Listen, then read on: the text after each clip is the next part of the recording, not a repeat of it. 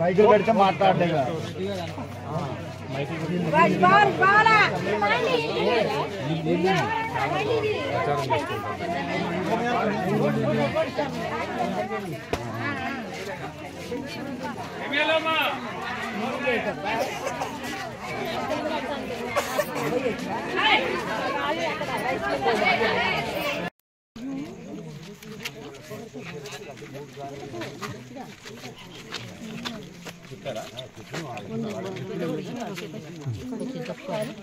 అందరికీ నమస్కారం. నెల 17వ తారీఖున జరుగుతున్న చినపాక గ్రామ పంచాయతీ ఎన్నికల్లో రామారావు గారు కత్తెర గుర్తు మీద పోటీ చేస్తున్న విషయం మీ అందరికీ తెలుసు. ఒక మంచి అభ్యర్థి బీసీని జనరల్ స్థానంలో నిలబెట్టి మీ అందరికీ అందుబాటులో ఉండే వ్యక్తిని ఆ కుటుంబం నుంచి మరి మీకు పెట్టడం జరిగింది. సరే, గతంలో ఏం అభివృద్ధి జరిగింది నేను ఎమ్మెల్యేగా ఉన్నప్పుడు మీకు ప్రత్యేకంగా చెప్పాల్సిన పని లేదు.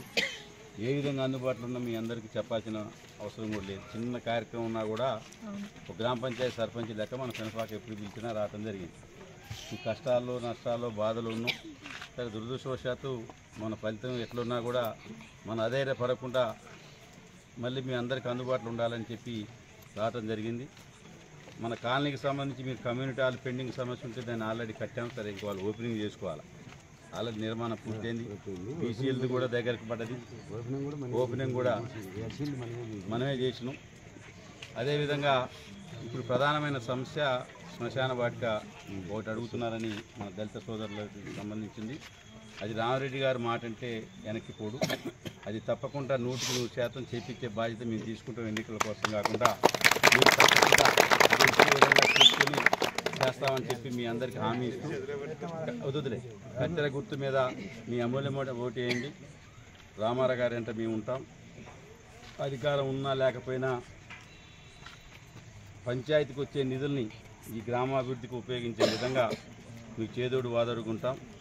అధికారం ఉంటేనే పనులు చేయాలని ఏం లేదు. మేము ప్రతిపక్షంలో ఉన్నప్పుడు కూడా పనులు చేసాం. నేను ఎప్పుడు అధికారం లేని పోయినసారి తప్ప.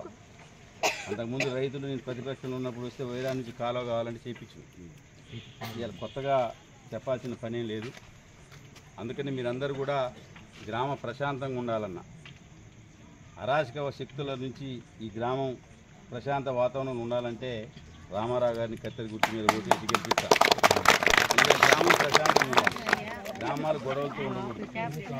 మనకు అందరికి కావాల్సింది ప్రశాంతమైన వాతావరణం. అందుకని మీకు అడిగే ఏదైతే శ్మశాన వాటికి ఉందో అది చేపించే బాధ్యత మేము తీసుకుంటాం. అది ఎట్టి పరిస్థితుల్లో మేము తప్పినాం అనుకుని మళ్ళీ వెంటనే ఎంపీటీసీ ఎన్నికలు వచ్చింది. మీ దగ్గర ఓటు అడగడానికి మేము రాలేము. మీకు ఇవాళ మేము హామీ ఇస్తున్నామంటే మళ్ళీ 25వ తారీఖు ఏదో నోటిఫికేషన్ అంటుంది. అంటే మళ్ళీ మేము నిరూపించుకొని చేసి మీకు చూపిస్తాం. అందుకని రామారావు గారి కత్తెర గుర్తు మీద మీ అమూల్యమైన ఓటు వేసి గెలిపించవలసిందిగా మీ అందరినీ ప్రార్థిస్తున్నాం. రాజకీయ ఉపన్యాసాలు ఎట్ల గుర్తు మాటలో నాకు తెలియదు. నేను 15 ఏళ్ళు ఎమ్మెల్యేగా ఉన్నా. ఎప్పుడు కూడా ఎవరిని పల్లెత్తి మాట్లాడలే, ఎవరిని రెచ్చగొట్టలే, ఎవరిని ఆవేశంగా మాట్లాడలే. నాకు మాట్లాడే విధానం కాదు, ఏదో నుప్పు దొక్కిన కూతురు లెక్క మాట్లాడే లక్షణం నాకు లేదు. రెచ్చగొట్టినట్టు మాట్లాడ నాకు తెలియదు. అందరం ప్రశాంతంగా ఉండాలి. అందరం ఎన్నికలు అయిపోయిన తర్వాత అందరం కలిసిమెలిసి ఉండాలనేది మన ఆలోచన విధానం. అందరూ ఆరోగ్యంగా ఉండాలని చెప్పి మీ అందరినీ ప్రార్థిస్తూ కత్తెర గుర్తు మీద ఓటు వేసి గెలిపించమని మీ అందరినీ ప్రార్థిస్తున్నాం. ముదిగొండ రామారావు గారి విజయాన్ని కాంక్షిస్తూ మన మాజీ శాసనసభ్యులు సండ్ర వెంకటవీరయ్య గారు పర్యటనకు వచ్చారు. ఒకసారి మన సార్తో మాట్లాడి ఈ గ్రామ అభివృద్ధి ఎలా ఉందో మాకు తెలుసుకున్నాం. సార్ నమస్తే సార్. చినపాక గ్రామంలో గతంలో శాసనసభ్యుడిగా ప్రజలకు అందుబాటులో ఉండి అనేక అభివృద్ధి కార్యక్రమాలు చేయడం జరిగింది. దళితవాడ కానీ, బీసీలకు సంబంధించిన కమ్యూనిటీ హాల్స్ కానీ, సీసీ రోడ్ల నిర్మాణం కానీ, చర్చికి ప్రహరీ గోడ కానీ, చర్చికి కావాల్సిన మార్బుల్స్ కానీ అన్నీ కూడా చేశాం. ఇవాళ శ్మశాన వాటికి ఒకటి అడుగుతున్నారు. తప్పకుండా అది కూడా చేపించే విధంగా చేస్తాం. మృది స్వభావి సౌమ్యుడు ముదిగొండ రామారావు గారు గెలుపొందితే గ్రామం ప్రశాంతంగా ఉంటుంది.